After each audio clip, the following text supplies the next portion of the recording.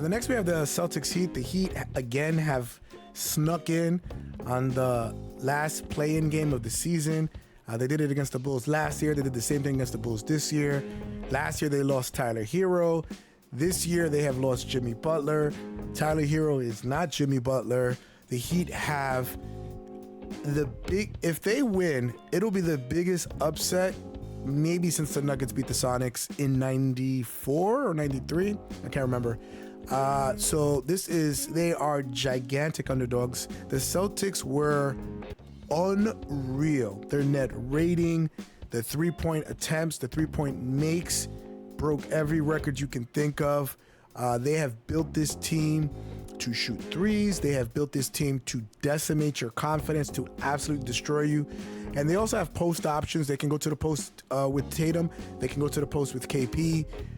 So if the game slows down and it gets mucked up, like the Heat like to muck up games, they like to throw nickels. They are a dirty team.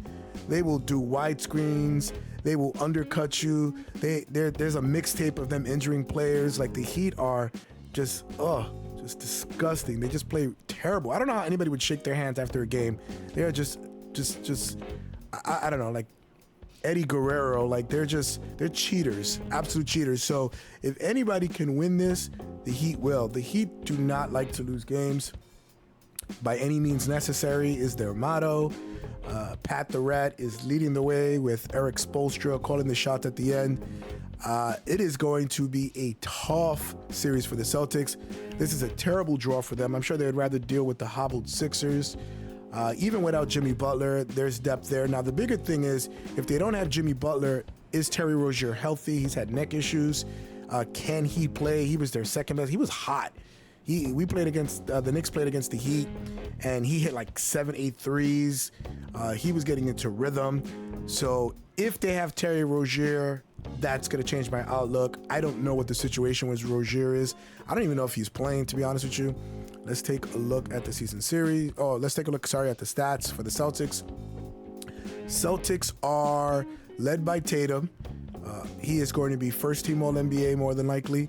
He is leading his team in scoring, leading his team in rebounding, and his scoring honestly could be 30 points, 32 points a game, but he has a lot of players on the team. They swing the ball to whoever's open. So Tatum honestly should be about 30-32. I don't think people should be penalized if their team is stacked and they're passing the ball. Like when a team plays for Team USA and LeBron is averaging 17 a game, is LeBron slipping? No, you got Kevin Durant next to you, you got Stephen Curry. You're not going to get the same amount of shots as one ball. And I think that's the situation with Tatum. He's on a team that has a lot of great, they say that there's 6 starters, as it were. So they're going to move that ball around and they're going to find out who's open, and any one of them can hit a 3. Any one of them can hit the short roll. Any one of them could dunk. Like, it is just a very, very good team. They play very good defense. I think they're one of 4 teams to be in the top 10 in offensive rating, defensive rating, and net rating. Let us check the season series here. The Celtics won all 3, one by 4, one by 33, and one by 8. So I'm not comfortable if I'm the Celtics. I think it's going to be potentially another long series. Let's take a look at the Heat really quick. Hero is the leader in points per game. That's surprising. So he's still there. Adebayo with the rebounds, and Butler, who's not there again, is leading the team with assists. Last year, Giannis was not on the team for the first 2 to 3 games, so they got out in front. The Celtics are fully healthy. The Heat are grinders. They had to grind their way into the series.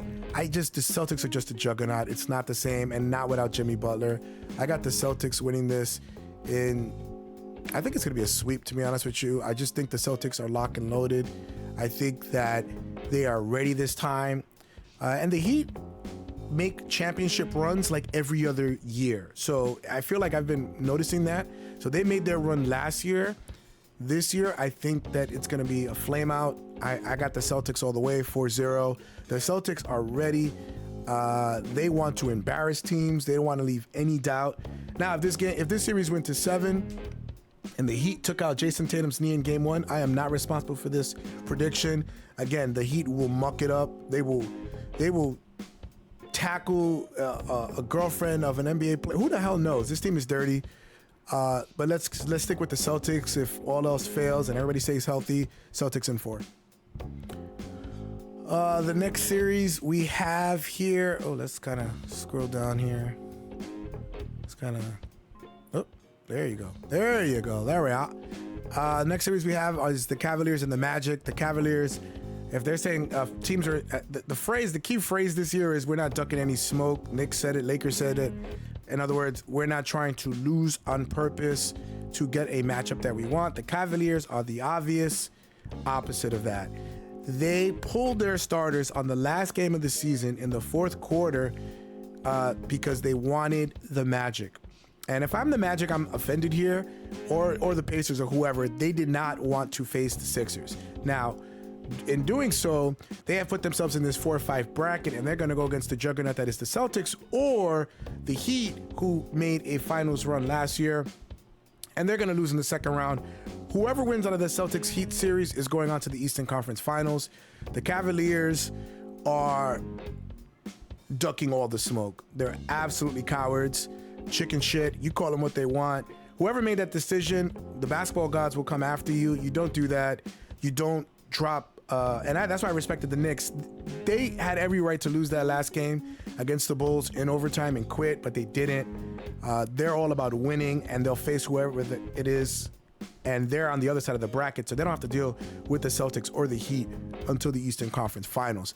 Now the Cavaliers are screwed because I think what the Cavaliers were doing they were trying to lose on purpose, because if they win one series, they can pitch to Donovan, hey, we lost in the first round your first year here. We got to the second round. We're building. That's what they're doing. And they see the young Magic, like Stephen A. Smith likes to say, with Similac on their breath, that are going to be overwhelmed with the lights. That's why, the Cavs, I feel, have an edge here, because the Cavaliers have the experience of last year getting absolutely pounded into the dirt by the Knicks, because they were not ready for the bright lights. They were not ready for the physical playoff defense. And the Magic are baby Knicks. Is it Jamal Mosley? Has them playing like the Knicks play. They played like the Heat play. It is pennies and nickels and in socks coming in, beating the hell out of you. The Magic are a tough defensive team. Paolo Banchero is clutch. He is an amazing player. He can pass, shoot, rebound. Baby Joker, baby Luka. He does it all. He rebounds. He leads the team at a very young age. He is one of the best number one picks that, obviously Wemby's way ahead of him, but Paolo is one of the, best first picks in a long time. And the Cavaliers are on the clock because Donovan Mitchell said, if we don't make a finals run this year, I'm out. He knows they're not making a finals run. That's why he said it. He wants to get the hell out of Cleveland. It's boring as hell over there. I digress. Hate me if you want. Here we have the team leaders with the Cavaliers. Donovan Mitchell led them in scoring. He was injured the last third of the season. He didn't really play much. They played really well without him. So I think if I'm ownership or the general manager, I'm getting some draft pick capital back. If I can. If not, I'm getting a defensive wing. Like maybe trade him to Brooklyn for Mikal Bridges. He wants to go to New York. Send him to Brooklyn, and you get Mikal Bridges back. And I think you have something maybe with some draft picks, so it should be pretty good. Allen led them in rebounding. He was overwhelmed by the lights. He admitted it. I loved it. He was very honest. And Darius Garland led the team in assists. And another thing with them is Donovan Mitchell and Darius Garland seem to overlap, and a lot of the good things that they do, they need the ball in their hands. I don't think they're a good pairing. So I think, Darius Garland should lead this team. I think he's learning from Donovan, but Donovan will move on in the offseason. Take a look at the Magic, who were led by Banchero, like I said, in scoring. Wendell Carter led them in rebounding. Banchero led in assists. That's where Banchero needs to improve. He should be leading the team in rebounding. He should be averaging 8 or 9 rebounds if he wants to get into that discussion of first team All-NBA, second team All-NBA. He needs to jump in his rebounding because he's too physical a specimen not to lead the team in rebounding here. Let's take a look at the matchup here. The season series, it was split. And I think that's how the series is going to be. It's going to be pretty even. Magic won by 7, Cavaliers by 27, Magic by 10, and the Cavaliers won by 10. So I think it's going to be very close, but I think the experience that the Cavaliers had last year, if you can play in the Garden and you can even survive, they won one game. They learned what physicality is, and people have been joking on them saying that they were practicing physicality in their playoffs and they're a very soft team.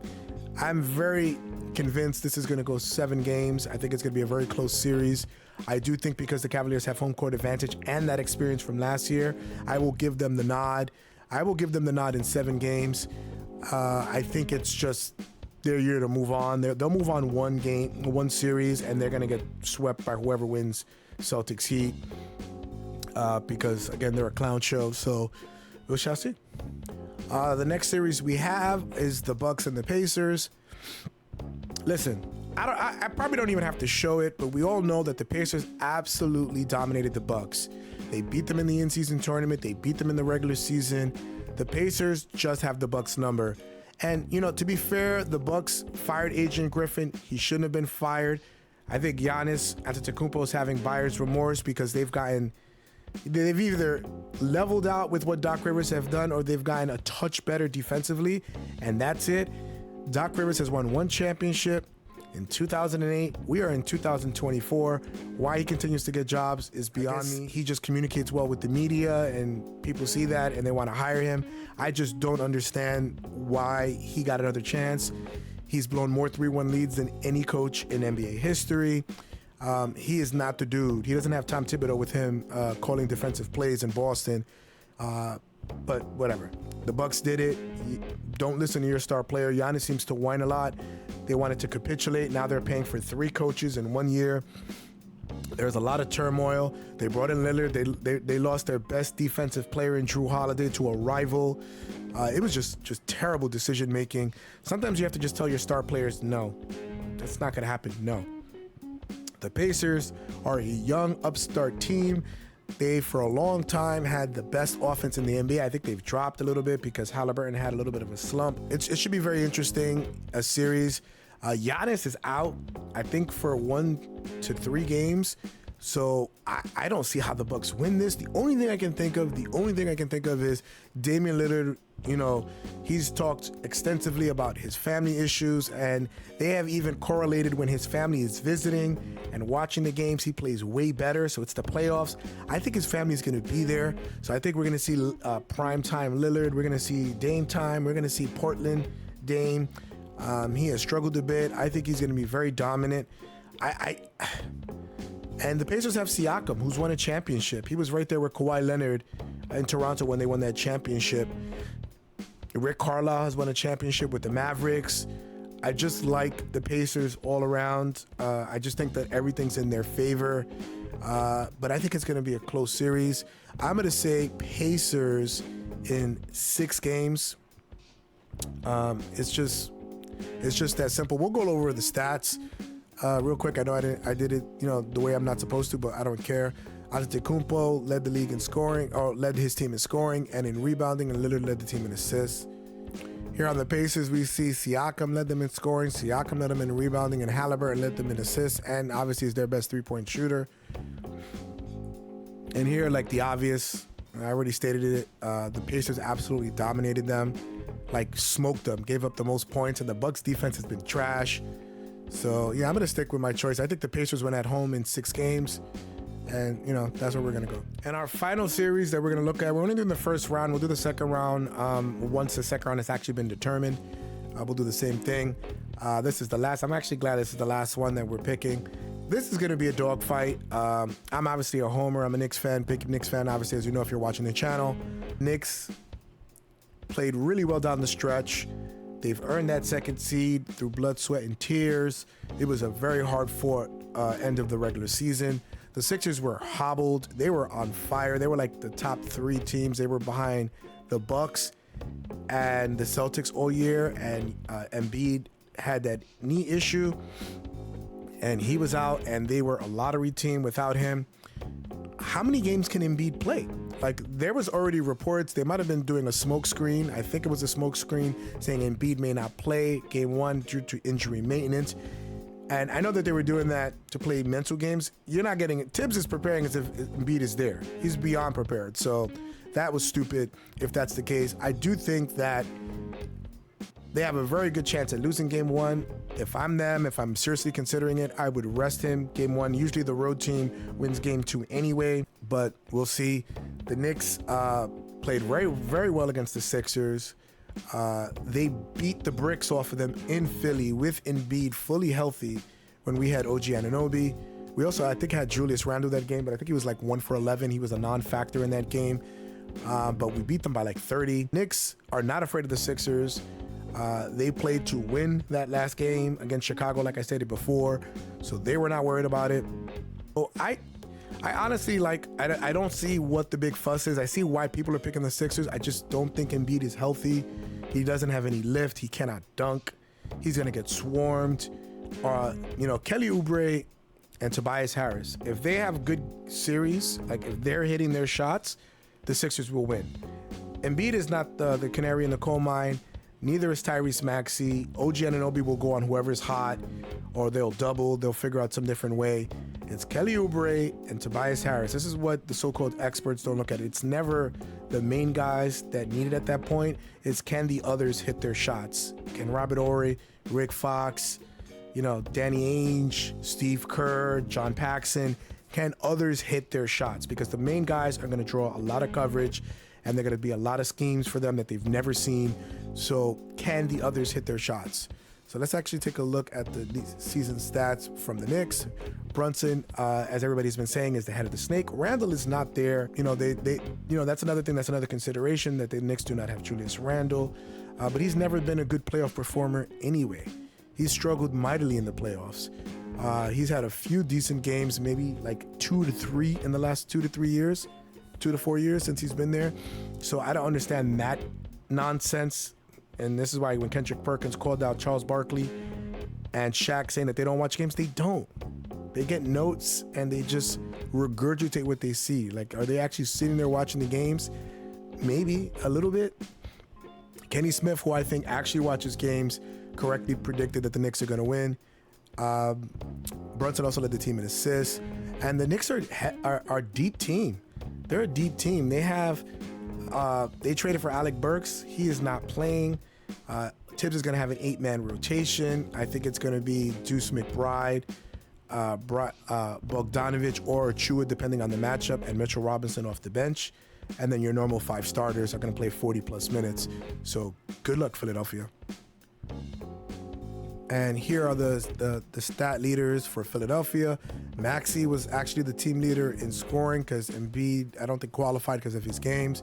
Surprisingly, Tobias Harris is leading the team in rebounding, and Maxey's in assists. So I think the biggest key is stopping the others, stopping Maxey, and letting Embiid do what he wants, in a sense. I'm rarely sending doubles to him unless he's going to look like he's going to score 60 points, which I don't think he can do on that leg. I'm letting him rock out. I'm going to stop everybody else. And I think that's the best way. The Heat kind of showed to slow them down. The zone is very effective against the Sixers. Thibodeau has not played 1 second of zone this year. Not 1 second. So zone is not going to be an option. He's going to play straight up. He's not going to play any gimmick games. He plays you chest to chest, man to man. You fight through screens. You get in everybody's face. Now, in saying all that, let's go back here. In saying all that, can the Sixers win? Yes, they can. What do they need to win? They need Embiid to be healthier than he's shown the last few games. That's one. They need the others to step up. All right? You played the Heat for the play-in game, and you struggled. The Heat and the Knicks are a better defensive team. They have more weapons defensively than the Heat ever do. You are going to score less against the Knicks than you've ever had. The Knicks and the Sixers had the one game this year that both teams scored under 80. And the Knicks held them under 80 twice, in a loss and in a win, in a back-to-back situation at the Garden. Let's actually take a look. I want to see what the scoring was. So look at these scores. 79-106, Knicks won. Knicks lost 79-73. That's the only game the Knicks lost to the Sixers this year. And then the Knicks scored 128-92.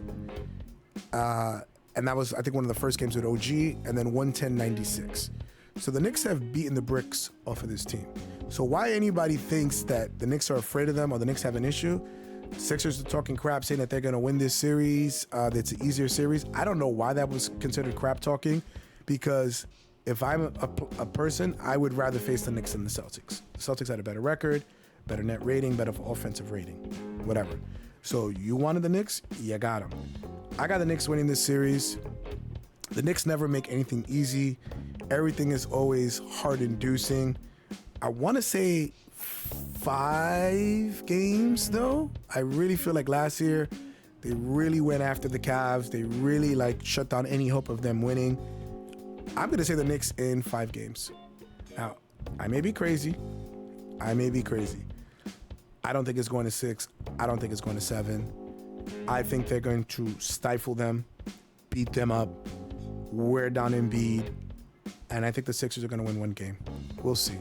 So let's just do a quick recap of our choices. The Thunder beating the Pelicans.